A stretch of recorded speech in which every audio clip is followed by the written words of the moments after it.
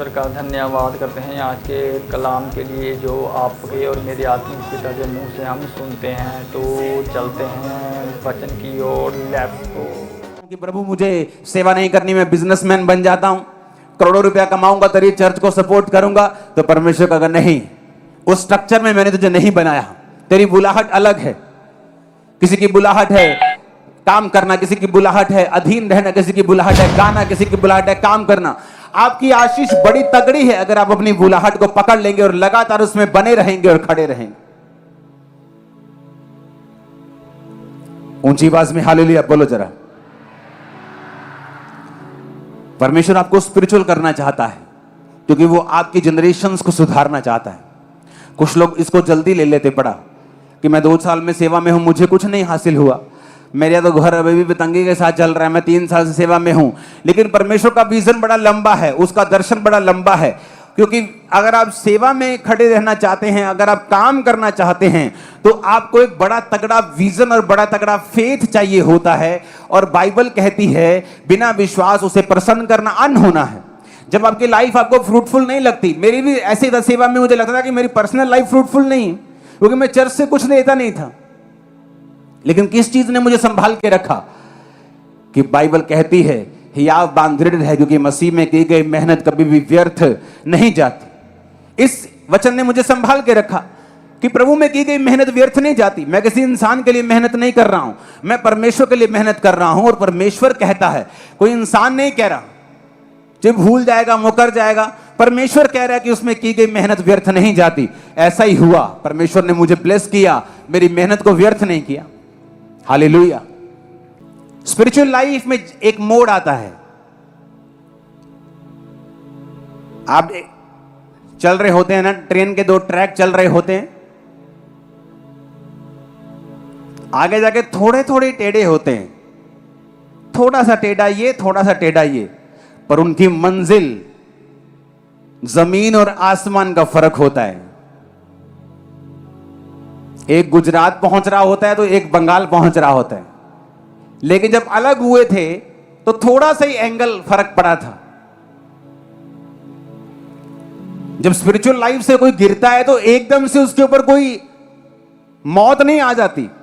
हो सकता है वो वैसे ही चल रहा हो जैसा पहले चल रहा था, उसकी कारें भी वैसी हैं, उसकी बरकत भी वैसी है, लेकिन समय लगता है। जिस तरह अंगीठी में से कोयला निकालो तो ठंडा होने में टाइम लगता है। और वचन कहता है 13 आयत में लिखा, मिस्र के वंश में लूदी, अनामी, लहाबी, नप्तूही, पत्रूसी, कसलूही, कप्तोरी, कसलूहियों में से पलिश्ती लोग निकले। बड़े ध्यान से सुनने वाला वचन है ये। आगे बढ़ेंगे 15 आयत को। कनान के वंश से उसका जेठ सिदोन, हित जिसे हित्ती बोलते हैं, यबूसी, अमोरी, गिरगाशी, हिच्ची, अर्की, सीनी, अवर्दी, समारी, हमाती लोग भी हुए। फिर वो कनानियों के कुल भी फैल गए। अगर आप ध्यान से पढ़ें बाइबल को तो परमेश्वर ने कहा था, अब्राहम मैं तेरे वंश को कौन कौन से देश दूंगा जिनमें हित्ती, यबूसी, एमोरी लोग रहते हैं। आपने कभी क्वेश्चन नहीं किया अपने दिमाग में कि क्या हुआ ऐसा कि परमेश्वर अब्राहम को कह रहा है कि मैं तुझे कनान के देश दूंगा। कनान के देश के लोगों ने कौन सा पाप किया था? कनान के देश के लोगों से क्या दुश्मनी थी परमेश्वर की कि परमेश्वर ये कहता था कि मैं कनान के सारे देश अब्राहम के वंश को दूंगा? क्योंकि जो अब्राहम का वंश था वो उसी बेटे से निकला था जिसने अपने पिता को नंगा नहीं देखा था। और कनान के सारे वंश जिसे परमेश्वर ने देने का वायदा किया था वो उसी बेटे से निकले थे जिसने अपने बाप को नंगा देखा था। इतना फर्क कि परमेश्वर ने पूरी जनरेशन श्रापित कर दी जिन्होंने परमेश्वर की सेवा को छोड़ा, जिन्होंने परमेश्वर के हुक्मों को तोड़ा, जो पवित्रताई में जिन्होंने परमेश्वर को फॉलो नहीं किया। पूरे के पूरे वंश को, पूरी की पूरी जनरेशंस को, देशों को परमेश्वर ने श्रापित कर दिया और अब्राहम के वंश को दे दिया। इसलिए मैं कहता हूं जब आप स्पिरिचुअल लाइन पे चलते हैं आपको जल्दी नहीं करनी, क्योंकि परमेश्वर आपके वंशों को सोच रहा है, आपको वंशों को आशीषित करने के बारे में सोच रहा है, सिर्फ वो आपके बारे में नहीं सोच रहा। अगर आप स्पिरिचुअल लाइन में चलेंगे, परमेश्वर के पीछे चलेंगे, आप देखेंगे लंबा समय के बाद, 10 साल, 20 साल, 30 साल के बाद, कि एक गहरा और एक बड़ा आसमान के जितना गहरा बेनिफिट और फायदा आपको और आपके परिवार को हुआ है, और वो नजर आएगा। ऐसा नहीं हो सकता। मैंने लोगों को देखा है जो मसीह में आए, लेकिन वो इतने आशीषित नहीं थे, लेकिन उनकी वफादारी परमेश्वर के साथ बनी हुई थी। गरीबी में टाइट देना, हर चीज में बने हुए थे। परमेश्वर ने उनके वंश को ब्लेस किया, फौरन में सेट किया, इतना अमीर किया, आशीषित किया जितना वो सोच नहीं सकते थे। हो सकता वो कभी भी ऐसा ना कर हो पाता अगर वो व्यक्ति परमेश्वर में ना होता तो। लेकिन ये लंबी रेस है, ये छोटी रेस नहीं है, ये शॉर्टकट नहीं है। और बाइबल कहती है अगर परमेश्वर हमें कोई काम करने के लिए कहता है, कोई स्ट्रक्चर उसने बनाया है, तो वो हमारे फायदे के लिए। ऊंची आवाज में हालेलुया बोलो। और अगर हम उस स्ट्रक्चर को मानते हैं, अगर हम परमेश्वर के वचन को मानते हैं, हम उस स्ट्रक्चर के साथ कभी भी फाइट नहीं करेंगे। आप फाइट नहीं, अगर आप फाइट करेंगे आप शर्मिंदा होंगे, आप नोटिस करेंगे। जिसे परमेश्वर ने ठहरा दिया और जिसे चर्च ने ठहरा दिया, अगर आप उसके साथ फाइट करेंगे, वो आप शर्मिंदा होंगे। आप चाहे गलत हो सही हो, ये बाद में देखा जाएगा, क्योंकि उसके साथ डील करना परमेश्वर का काम है, आपका नहीं। परमेश्वर ने कहा अगर मूसा ने गलती की तो ये मेरा काम है उसके साथ डील करना, तुम्हारा नहीं। अब तुम श्रापित रहोगे और कोड़ी रहोगे।